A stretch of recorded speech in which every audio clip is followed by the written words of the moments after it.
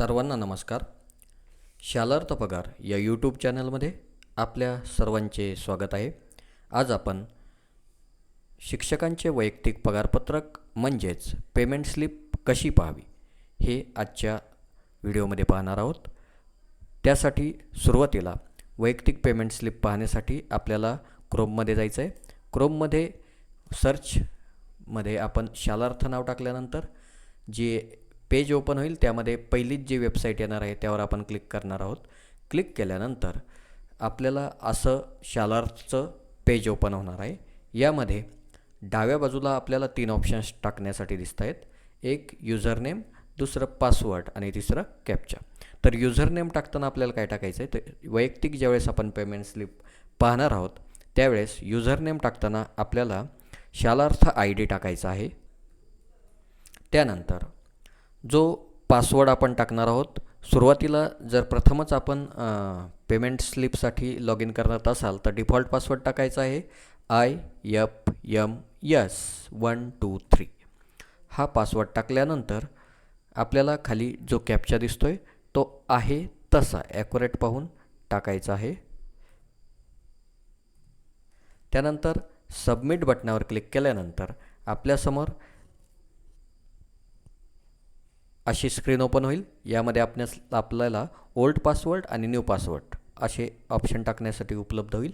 Old पासवर्डमध्ये आपण टाकणार आहोत IFMS123 आणि न्यू पासवर्ड जो आपण टाकणार आहोत तर हा पासवर्ड घेताना आपला लक्षात राहील आणि आपण पेमेंट स्लिप पाहण्यासाठी जो नेहमी वापरणार आहोत तो पासवर्ड असणार आहे, त्यामुळे तो काळजीपूर्वक टाकावा.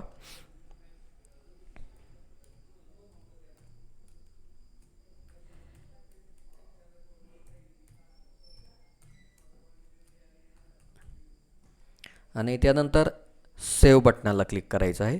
सेव्ह बटनाला क्लिक करून आपल्याला पुन्हा लॉगआउट व्हायचं आहे आणि लॉगआउट झाल्यानंतर पुन्हा तीच स्क्रीन जी आपल्यासमोर येते त्यामध्ये आपल्याला युजरनेम शालार्थ ID तर टाकायचा आहेच, परंतु पासवर्ड हा जो तुम्ही नवीन तयार केलेला आहे तो इथे टाकायचा आहे.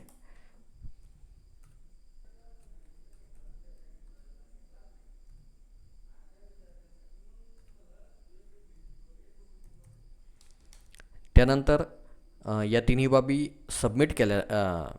फिल केल्यानंतर आपल्याला सबमिट ऑप्शनवर क्लिक करायचं आहे. सबमिट केल्यानंतर आपल्याला जी स्क्रीन ओपन होणार आहे ती अशी दिसणार आहे. यामध्ये आपल्याला वरती त्या शिक्षकाचं नाव दिसेल. त्यानंतर आपल्याला जायचं आहे work list, employee corner, employee pay slip याला आपण क्लिक करणार आहोत. पे स्लिपला क्लिक केल्यानंतर आपल्यासमोर जी स्क्रीन ओपन होईल यामध्ये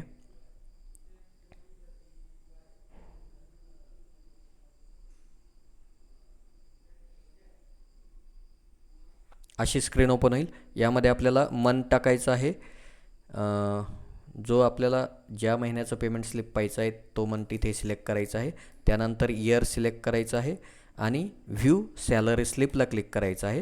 व्ह्यू सॅलरी स्लिपला क्लिक केल्यानंतर आपल्याला अशी पेमेंट स्लिप दिसेल. यामध्ये शिक्षकाचे नाव, त्याचा शालार्थ ID आणि त्याच्या पगारातील इतर सर्व बाबी आपणास इथे दिसणार आहेत.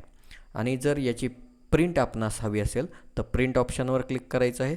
प्रिंट ऑप्शनवर क्लिक केल्यानंतर एक अशी स्क्रीन ओपन होईल. यामध्ये आपल्याला पोर्ट्रेटमध्ये अशी स्क्रीन दिसेल आणि लँडस्केप जर ऑप्शन सिलेक्ट केला तर आपणास अशी स्क्रीन दिसेल. याला प्रिंट ऑप्शन दिला की इथे आपली प्रिंट निघणार आहे.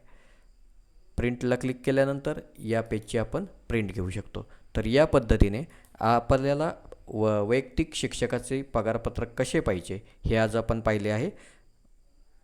शालार्थ पगार या यूट्यूब चॅनलला भेट दिल्याबद्दल धन्यवाद.